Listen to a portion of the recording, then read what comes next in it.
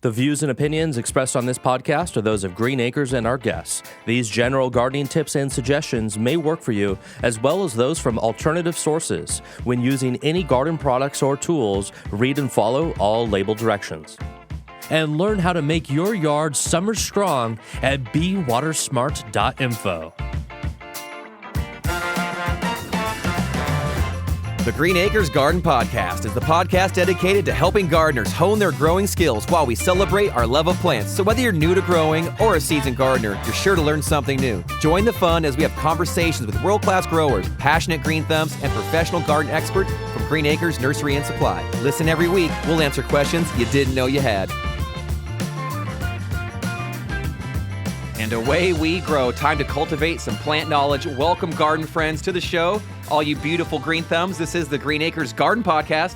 My name is Kevin Jordan. I'm your host for today's episode. And we have a great one today. We have a family episode. Me and Austin sitting down to talk all things bulbs. I got bulbs on the brain, Austin. Hey, bud. And speaking of bulbs, here's my bulby buddy. How's it going there, Austin? Hello. You've got bulbs on the brain. That's... You know what, you hyacinth hunk? Oh, I still like that. Oh, yeah. A lot.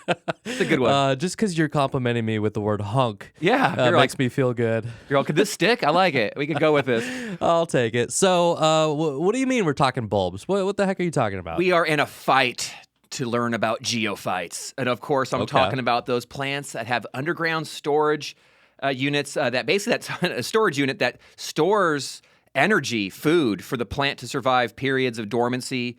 It's pretty cool mechanism for plants to allow them to kind of go through periods of growth, periods of dormancy, and just be robust. And bulbs are really cool for their diversity. There's so many different varieties. But specifically, we're talking spring blooming bulbs that have to be planted right now in the fall. Right, because there's also summer blooming bulbs, and that's a different beast altogether. Yeah. We'll get into that in the spring. Okay, so right now, people should be planting bulbs in their fall garden, and then you wait. Yes. And then in the spring, you've completely forgotten about it. Pretty much. And then it pops up and surprises you, right? It's a great little investment, I swear. It's a nice little Easter egg that comes up in your garden in a way. You go, oh yeah, I remember planting that. The ones we're going to discuss today can easily be planted in groupings and clusters in ground with tons of success. But also a lot of the ones we're going to discuss do really well in containers and offer a really cool splash of color. When it's in a container, there's a lot of versatility there where you can kind of move it around and manipulate it. You have a little bit more control over the soil, the drainage, because most of the bulbs we're going to discuss today really don't want to be inundated with water or sitting in soggy soil. They're going to want nice, rich, but well-drained soil. So we'll just kind of get right into it, I suppose. Sure. I am so ready about this. And I also just want to preface this with the reason we're talking about this, which is because they're all in the stores right now. You're starting to see them, right? For sure. It's kind of funny. They don't all just show up at once. They just kind of slowly roll in, and that the bulb racks get bigger and bigger as time they're goes filling on. up right now. And it's kind of like a candy store in a way where the packaging, the pictures are so vibrant. You're like, oh, that's what it looks like. So it can be a little exciting in a way, right. As far as if a gardener can get excited. It's at a bulb rack for sure. But there's so many different options. The colors are so numerous. So what's the first kind of maybe bulb group or family? Well, let's get into it. So bulbs, like I said, they're these. That's when plants utilize underground storage systems to store energy. So they come in the different forms. So you could have a true bulb, tulips, narcissus. Those are the true bulbs. It's where it has an embryonic plant that's surrounded by a structure of scales, and it'll have a basal plate. So it has that kind of a little disc on the bottom. And so then you have rhizomes. That's like your canna lilies. Yes. So that's where, and that's a thickened stem actually. So it's a modification of the stem. And that spreads usually at or below the surface of the soil. Canna lilies, I love those. Yeah, I've got one in my front yard. They're so beautiful. And then, of course, the tuberous roots. These are like your dahlias, your daylilies. And this is actually where it's not a stem. It's actually the true root, but it's all fattened and swollen up. Looks like me at the end of a Thanksgiving meal, kind of plump. And so then you're going to have your tubers. So like cyclamen. It's also I think a part of the stem, and they're pretty cool as well. And then the last but not least are corms. So that's like gladiolas, and that's a modified stem base as well. And so they're all slightly similar, slightly different. And essentially, it's a modified stem or root that allows that plant to survive through drastic periods. But what's nice is when the climate and the weather and the temperature and everything kind of comes into the perfect kind of range, they come to life and they just burst forth. And there's so much to choose from when it comes to bulbs. The first one, I think when people think about bulbs, I'll just get right to it, tulips. Yeah. That is, like I said, that's a true bulb. Countries, economies have risen and fallen on tulips. They have such an important part in our history and our people's human culture. They're so beautiful, but really easy to grow in a way. But for us, we live in a really mild climate, meaning that it's kind of warm. Our winters aren't too harsh. So for us, if we really want to get our tulips to really perform and bloom heavily, you got to have them chill out, man. It's like going to one of your concerts, Austin, one of your Tool concerts. You ever pregame? You ever heard that term, pregame? I can't speak to that. Okay, so imagine that you did somebody where you have to chill out a little bit before you do something. Tulips are the same way. They're kind of like a fruit tree. We talked about dormant periods, right? Where they have a chill requirement. Tulips, same way. So here, maybe 6 to 8 weeks, sometimes even more for some people. Literally in your fridge, in your refrigerator, yeah. Usually away from any ripening fruit. Just keep them dry, keep them cold. 6 to 8 weeks is usually enough. And then you just plant them, usually about 2 to 3 times as deep as they are wide. So maybe 4 inches deep, give or take. You can go a little bit deeper. Some people might go to 6 if they want it. And that'll help ensure you get a nice, thick, strong base and a healthy stem and flower stem. Ooh, as can well. I ask you about the planting? Yes. Because I think I remember that it's actually very important the direction that the bulb is facing in the ground. Oh, yeah. Right? So you have to identify that basal side, yeah. You keep calling it the basal side. Like a base, right? A base. Yeah, okay, yeah. so not like the herb basil. No, the basal side. And with some, it's so easy to see because it's a little flatter. You can kind of see maybe a little circle there where you think maybe the roots ought to form out of. And then usually the top is a little pointier. Or with like the tuberous roots like dahlias, you're going to see little stem locations where the former stem used to be. So you definitely want to orient it in the right direction. So several inches deep, maybe like I said 4 to 6 on most of your tulips, and then even 4 to 6 inches apart. If you want to say you're going in a container, maybe you want to get a little adventurous, you can cram them in a little bit tighter. So for those people who really want it looking full, you can do that, but just know that there is diminishing returns. Eventually, if you just have bulbs just stacked completely on top of each other, they will compete. But it's kind of nice to kind of get things in there nice and cozy to make that pot or that container look really full and healthy and vibrant. So 4 to 6 inches apart or closer, and really just rich, well-drained soil as always. They don't want to rot out and sitting around in heavy soils. If you have clay soil, maybe you can plant a little closer to the surface, but you're definitely going to want to probably amend that with a little bit of compost. Some people, when they're planting their tulips or their other bulbs that we discussed today, it's kind of nice to added a little bit of compost into this hole that you create. Okay. And some people use bone meal, or you can go straight to actually like a true bulb food, which oftentimes will have bone meal and other organic amendments in it. Things that are going to give it nitrogen, phosphorus, potassium, as well as all the micronutrients, the calcium and whatnot, to allow for just healthy root growth, vigor, plant, flower production, and of course leaf production early on. You want all that because if the plant's healthy, gets a good root system established, and usually a lot of these ones we're talking about, they don't have huge, massive, robust root systems. They're kind of shallow rooted. And so you really want to provide them with some nutrition right in that hole where they're going to be growing. It can be really helpful. A little organic fertilizer can go a long way with bulbs. So I'm imagining that after a certain point, it feels nice in there, and then it starts shooting roots out, and you want that stuff there for those roots right away, right? Absolutely, yeah, for sure. And then you said good draining soil, but is there a watering schedule that you want when it's still just the bulb before it gets going? If you're dealing with a very dry winter, you might actually have to add some supplementary water, especially if it's in a container or an area that tends to be a bit dry for you. But for the most part, you can actually utilize those seasonal rains to kind of help get them established. And then kind of once spring rolls around and things warm up, you see them start to kind of pop up. You can start kind of irrigating then. Sweet. But it's kind of nice where you can kind of ride the wave if Oh, you have I a like nice, that. nice, cool, wet winter. Some places I was reading research, if your winters are too wet, you actually have to protect them from getting too soggy.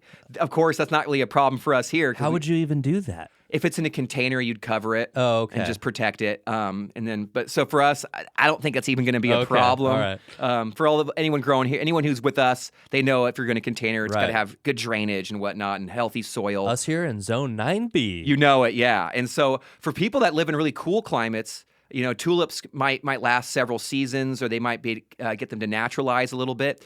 Honestly, for us, we typically people are going to treat them mostly as an annual here. There might be some varieties that might be interesting to select to try to compete with that, but usually I would just treat them as an annual because we have because of our climate. Now, Whereas other bulbs that we might suggest today might be ones that you might see naturalize and stay around in your garden and kind of slowly spread. can we hop there? Because I'd love to maybe contrast the tulip with one that does, as you put it, naturalize. I've never even heard that term before. So I would say like daffodils here, you see a lot. The narcissus, you'll see in people's yards where you can tell it was planted probably in a smaller cluster. And then over time, it's spread a little bit. Cool. Cannas are another Yeah, one. You'll see kind of stay around You're right. and grow and from year to year and slowly spread. And so there's definitely some options out there if you want, if you don't want to have annual bulbs. And that dahlias process of them establishing, you refer to that as naturalizing. Yes, where they just kind of get used to your climate. I like it. And they can stick around and prosper and mature and they start to reproduce in a way. Some will even get healthy enough to set seed. So it's pretty cool. I love spring bulbs. There's so many unique ones to kind of choose from. Like I said, spring bulbs, it's actually a misnomer. Fall planted bulbs is maybe what we start calling them. So just a few that we discussed already. Yeah. So ones that we'd plant right now. So September, October, November. Some people might even go into December even. But narcissus, your alliums, your ranunculus, that's also known as the Persian buttercup. Crocus. I was going to bring up edible bulbs here in a little bit, but one of them kind of snuck past me because it's also a beautiful little flower, is the crocus. There's saffron crocus. That is one of the most expensive spices or herbs on the planet Earth is saffron, and you can grow them as a fall planted bulb. They're pretty cool. Irises you can plant right now. The Dutch iris, the bearded. You should know this. The grape hyacinths and the hyacinths. They also need refrigeration as well. I should know that because you're the hunk. You're calling me that now. Yeah, you're the hunk. You're the hyacinth hunk, buddy. And then there's galanthus and fritillaria, also known as the Persian lily, and of course I brought up the tulips. Those are just a few of the ones that you can plant right now. One suggestion though I would give to people is you see the rack, you just want to go wild and kind of get one of each. If you're doing a planting, consider maybe choosing just a few varieties and planting them in clusters or waves through your garden and your landscape, because that way you don't just have just this hodgepodge of just tons of unique little individual bulbs that you want these nice clusters. I think they kind of stand out a little better. You get the color kind of tends to come in little groupings. Like I said, you can have movement with little swaths of it. Okay, so maybe 3 or 5 of one in a spot. Yeah. And then 3 or 5 over here. Yep. But you don't want to go, what is that called? Where you get like one of each soda at the 7-Eleven? Yeah. Don't do that. Okay. Right? I mean, you can for sure. Actually, if you're into it, go for it. I mean, don't have any limits to your gardening, but just for just from what I've seen and other people who have had beautiful tulip displays in gardens, I've noticed that that's kind of like the commonality is that they cluster them together. They create these little like kind of groups of colors and styles you can get. And then you can also, what's nice about these bulbs is you can plan out, they don't all bloom in the spring at the exact same time. Some of them are going to come really early spring, almost late winter even. And then some will come mid-spring, late spring. And so it's kind of fun if you really want to time out these blooms in a way where you always have something that's of interest, or you have them just exploding all at once. Well, that already sounds cooler if you could have them grouped, right? Yeah. That way you're not having one pop up and then another one pop up. We want to put on a little bit of a show here. We don't want just random Jack in the Box going on. Exactly. Now, I brought up the edible ones, and so something that really gets me fired up is garlic. Yes. Let's talk about garlic. Yeah. So I'm ready. I'm going to grow garlic. That should definitely be one, because that's something that you'll plant now, and then you'll kind of just forget about it, and it's just like I said, it's like an investment that just keeps accruing, funds or whatever. It just keeps building and growing. It's I love it. Like we still have a couple baskets just filled in the back of my classroom right now. We've been using it to cook and eat with the kids. I give it away to the students and anyone who really asks. I cooked with it. It was amazing. It's so good, and we're about ready to plant again. And so for me, I think if you want to be successful in the garden, garlic is one of the ones that you can plant and be like, I'm going to have, no matter what happens, I will have some level of success in this garden. I'm not going to get snubbed. It's like one of those things like, I planted a melon plant and I got nothing, all I got was vines and leaves. But no, with garlic, it's like me with my cucumbers. I got one cucumber. Right? So with garlic, though, you're going to plant it, and it's really going to just pay dividends. To me, I love it, and it's really easy. So here it goes. All right. There's hardneck and softneck. Okay. Are the two main categories of garlic. There are also ones I'll just throw in there, too. Elephant garlic, which isn't exactly the same, but delicious nonetheless, and also a bulb that you can plant right now. It's bigger, but has a much milder flavor, delicious as well. But hardneck and softneck. Hardneck garlic is really cool. At the center, it'll eventually develop a stem, like a hard neck. So this center core is pretty firm. And this is actually kind of cool thing about growing hardneck is that they give you garlic scapes, which are that it kind of pops up this blossom and it curls over. It gets curly like a monkey's tail.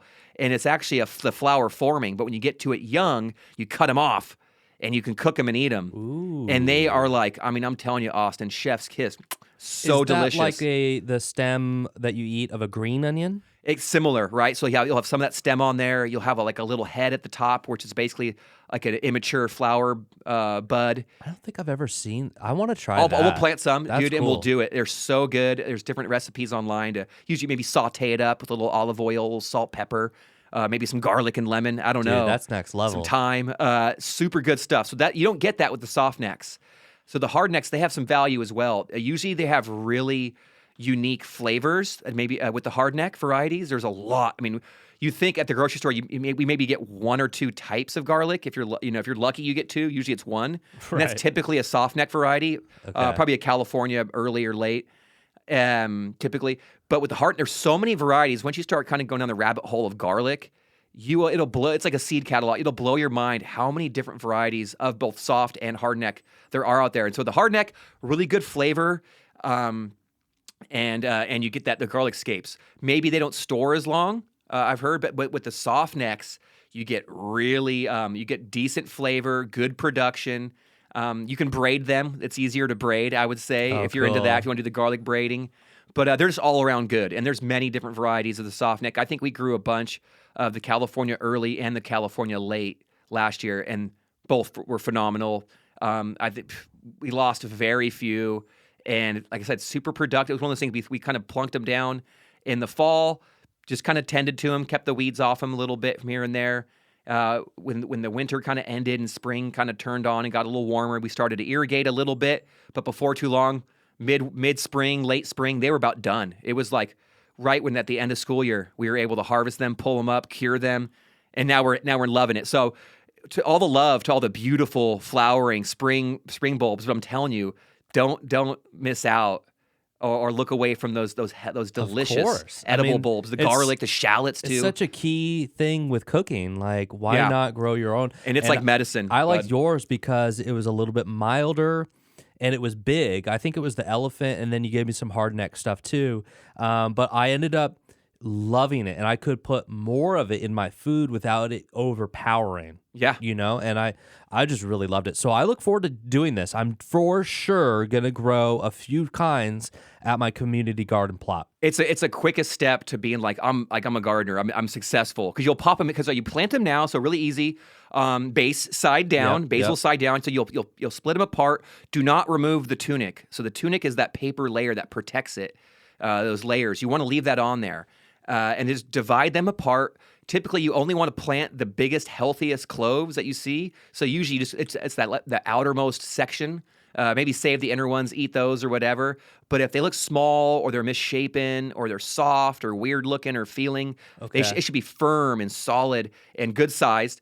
And so then you're going to plant that the flat side down, pointy side up, about 2 inches down.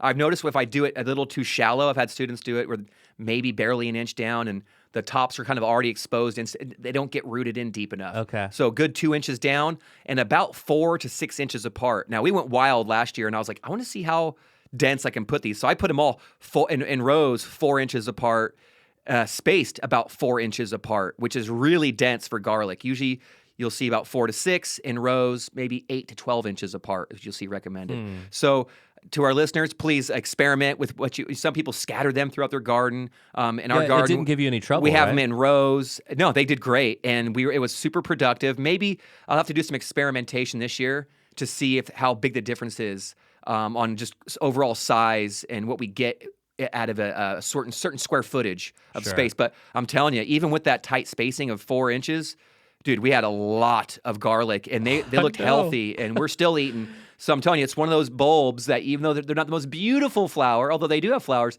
they're just, I don't know, not one you don't want to miss out on, for sure. Yeah, you with, I think it was this year, you have one of my most favorite pictures of you is you holding all your garlic that you harvested. Yeah, I love that. And you like throw it over your shoulder. You've got so It was like 85 much. pounds of garlic. Yeah, it's very impressive. Oh, it was fun. And that's one of those things. Yeah, you just do it, and it's kind of, like I said, you do it now, you kind of forget about them, and then by maybe June, late May, give or take, they're ones that we had were the California earlies were ready to rock.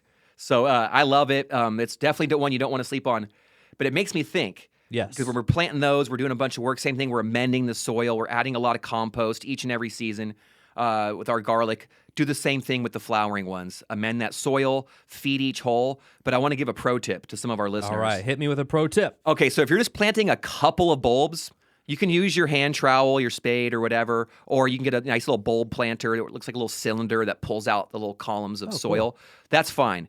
But if you've got yourself like a project and because you can go, sometimes you can buy bulbs in like pretty big bags where there's many bulbs in there, and people go, I'm going to put in hundreds of bulbs or whatever, dozens. If you're going to do all that, get an attachment for your electric drill, a little auger bit, and use that instead to drill your holes. It works wonders. You can power through.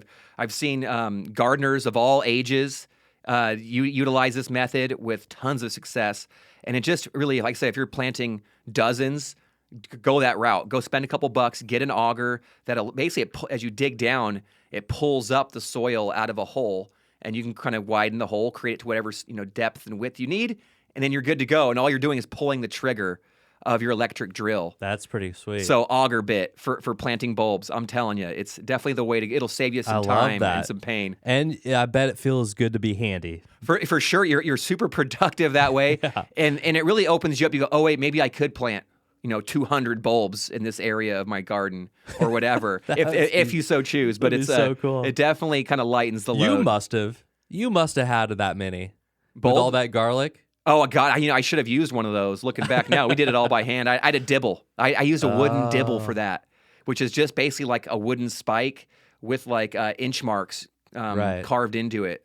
So I had the students help me, and it's kind of hands on. So you're punching a hole. Yeah, and so we're not worried about economics or productivity. It's all about the lesson, Yeah. But even then, even by hand, dude, I think we had 500 cloves that we pulled out. That's what I was wondering. Now, that's incredible. Out of 500. I think just maybe 4 or 5 rows that we had. That's phenomenal. And so so I'm loving it. I need to put a limit on it because I have enough room. I could do thousands, but I need to make sure there's room for other stuff too. All right, so thank you for the pro tip. I like that, the auger bit on the drill. That's super cool. And let's see. I think I've got time for maybe one more bulb that you would like to share with our listeners. What you got for us, Kevin? Well, for me, I always like looking at the new and different varieties. And so in preparation for today's episode, I was talking with producer Greg, and we were looking at pictures of some of the bulbs that are in the nurseries right now. So some that really caught my eye. There was these ones called single snowdrops. It's a galanthus, really pretty. Has like this little woodland, like one of those little plants you'd kind of want at the base of your trees where it's getting dappled light, a little bit of shade, a little bit of sun. They just look so beautiful. There's these alliums that he showed me that look incredible, where they're clusters of white and burgundy, and it just looks so unique. They really caught my eye. Earlier, I brought up the Persian lilies. same thing. They come up on these big, tall cluster spikes. And this new variety, they're like maroon, like so dark. The petals, I mean, it's so dramatic, the color, which is so cool. And that you can really, some of the colors of these bulbs, you have that dramatic kind of like the burgundies and these really romantic colors that are kind of adult in a way. But then you can also, like, you go down to things like your tulips, this Darwin hybrid tulip. I mean, bright pink. There's pastels. One that I super got fired up on, Austin, the parrot tulip. The petals look almost like feathers. They have so much texture to them, and at the margins and the edges of the petals, so beautiful. And like I said, some are dramatic, but like the hyacinths, as you know, Austin, there's some I'm looking at right now. They're like, it is like if Easter was a flower, it was these hyacinths. They're so pastel. Oh, wow. And it looks like they're an ambassador. That's literally Easter. Yeah, they're just so beautiful. And like I said, some of these, you can throw them in the ground, no problem. Like last week, we had on Jenks Farmer, who's talking about, you know, the crinum lilies are massive. And he said he's like, you can put them in a pot, but he's like, they do so good in ground. Some of these really do well in containers. So if you don't have a lot of extra space for any in-ground areas, you know, throw them in a pot, throw them in containers. If your containers are full, then maybe find a couple little pockets, you know, around some of your shrubs, your trees, your perennials that are already in there, and just kind of plunk them in there. And just like you said, create these little clusters, you know, of different bulbs. You might actually just enjoy it, what comes up in the spring. So I love them. To me, I think it's low-hanging fruit, but you just don't eat it. Unless it's garlic. Yeah, for sure. All right. Wow. Well, thank you so much. It is an exciting time of year when all the bulbs come in and all these beautiful things become available. And they're fun little surprises for you in your garden, and they're easy to grow. So it's like, it's just such a no-brainer. And I can't wait to grow garlic for my first time this season. And I also got excited about crinums from talking with Jenks last week. So I'm going to try to grow the crinum Sacramento. That would be sweet. That'd be super sweet. Yeah, the one named after our locale here. So thank you for diving into this with us, Kevin. And I hope everyone gets excited about bulbs. Kevin, go ahead and take us out. Man, another great week talking plants. I had bulbs on the brain. Whew, finally had to get that off. Bulbs are great plants. They're a wonderful addition to any landscaping garden. I hope you go out and give them a shot for yourself. And it's kind of fun. We're living in the moment right now, in the present, in the fall. But with bulbs, it kind of helps you look towards the future. So we're already getting excited about what's to come in the spring. So hopefully, I'm wishing you all a beautiful, bountiful, colorful spring in your own lives. Thanks for being here, garden friends, for another amazing week. You know I love doing this. Absolutely love every single episode. Austin, another wonderful edit. Thank you, sir. Thank you. And to all you out there, please have a great week. Be safe. Go hug someone. Call an old friend. Tell them you love them. And until next week, garden friends, happy gardening to you all. And please, never stop growing. Bulbs!